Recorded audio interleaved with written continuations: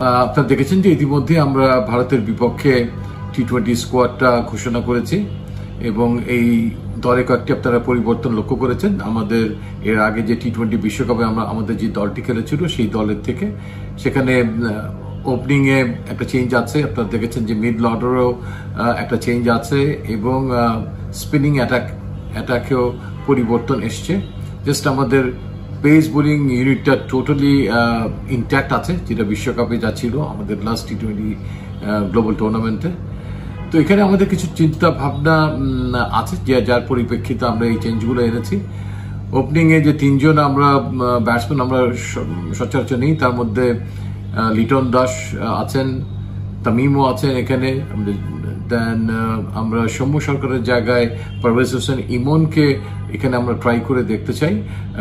ইতিমধ্যেও তাকে আমরা বিশ্বকাপের আগে ট্রেনিং সেশন আমরা রেখেছিলাম, তাকে আমরা অবজার্ভ করেছি এবং এই কিছু সময়ে টাইগার ক্যাম্পে তিনি বেশ ভালো ট্রেনিংও করেছেন এবং আমাদের কাছে মনে হয়েছে যে আমাদের ভবিষ্যৎ চিন্তা ভাবনার একটা প্রাথমিক পথযাত্রায় তাকে আমরা সামিল করতে চাই দলে।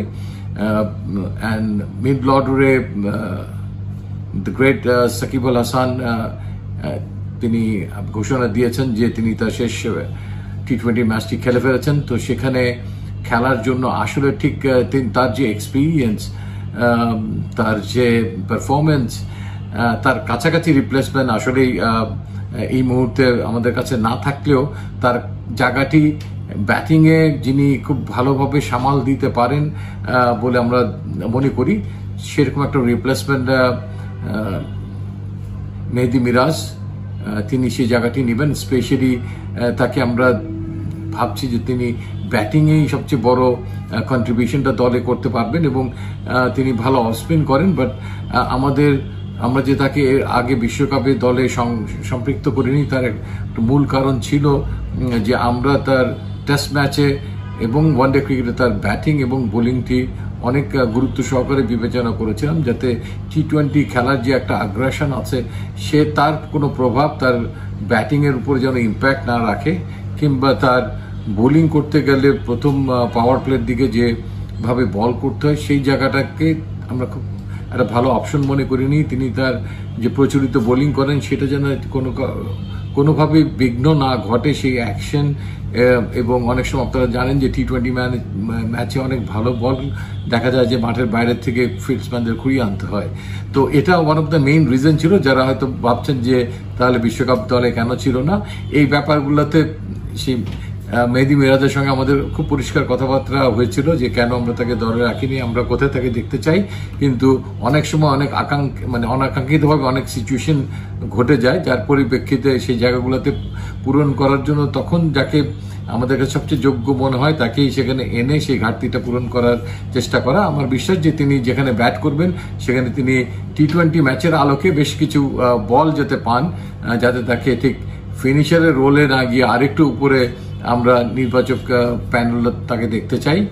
And at the same time Tanvir Islam আমাদের দলের সঙ্গে ছিলেন বিশ্বকাপে, বাট আনফর্চুনেটলি তার হাত ভেঙে যাওয়ায় তিনি দীর্ঘদিন খেলার বাইরে আছেন।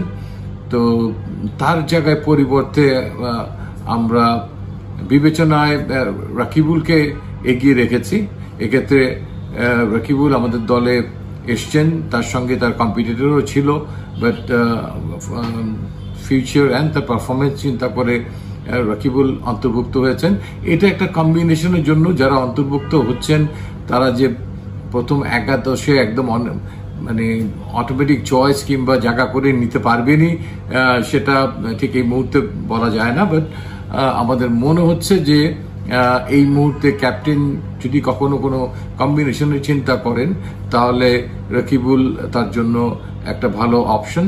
And at the same time আমরা শেখ মাহাদিকেও কিন্তু দলে রেখেছি, আপনারা হয়তো লক্ষ্য করেছেন, বিকজ আমরা মনে করি যে নতুন বলে পাওয়ার প্লেতে বল করার জন্য শেখ মাহাদিও অত্যন্ত একটা ভালো অস্ত্র যে কোনো ক্যাপ্টেনের জন্য। And at the same time রাকিবুলও কিন্তু নতুন বলে বল করার সক্ষমতা রাখেন এবং চমৎকার একজন ফিল্ডসম্যান।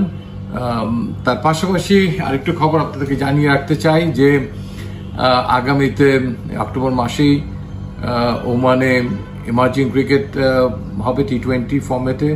সেখানে আমরা খেলবো শ্রীলঙ্কার সঙ্গে, আফগানিস্তানের সঙ্গে এবং হংকংয়ের সঙ্গে আমাদের এই গ্রুপে।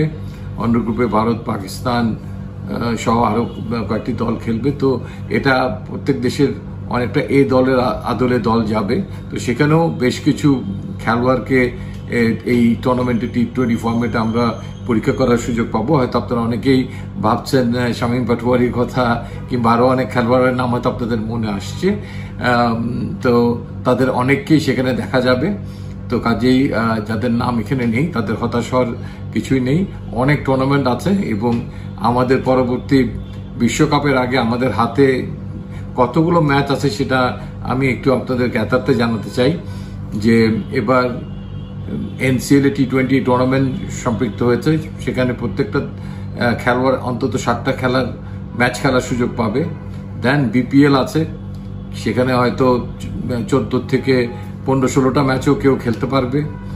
তারপরে আমাদের আন্তর্জাতিক টি20 ম্যাচের পরিমাণটা এই বছরে যদি আমি বাদও রাখি, সামনের বছরের থেকে যদি আমি ধরি, তাহলে সেটাও প্রায় 18টা ম্যাচ। এশিয়া কাপ হলে সেই ম্যাচের সংখ্যা বেড়ে হয়তো 21-22 চলে যেতে পারে।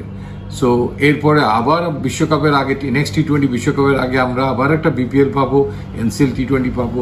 তো সব মিলিয়ে আমার কাছে মনে হচ্ছে যে এখানে প্রায় 60-70টা ম্যাচ অপেক্ষা করছে। তো কাজেই অধৈর্য হওয়ার কিছু নাই। আমরা আমাদের আগামী দলটা কেমন হবে সেটার রূপরেখা কিছুটা আমরা চিন্তা ভাবনা করে আমরা আগাচ্ছি ধীরে সুস্থে। And at the same time আমরা অভিজ্ঞতাকেও ছেড়ে দিচ্ছি না। মাহমুদুল্লাহ রিয়াদ এই দলে আছেন এবং প্রয়োজনে তিনিও দলের হাল ধরতে যেতে পারেন সেই ব্যবস্থাটা আমরা রাখছি এবং আমাদের সেই আস্থাটা তার উপর এখনো আছে। এবং ক্যাপ্টেনের কাছে সব রকম কম্বিনেশনেরই একটা অপশন আপনারা এই দলটা দেখলে দলের ভেতরে পাবেন।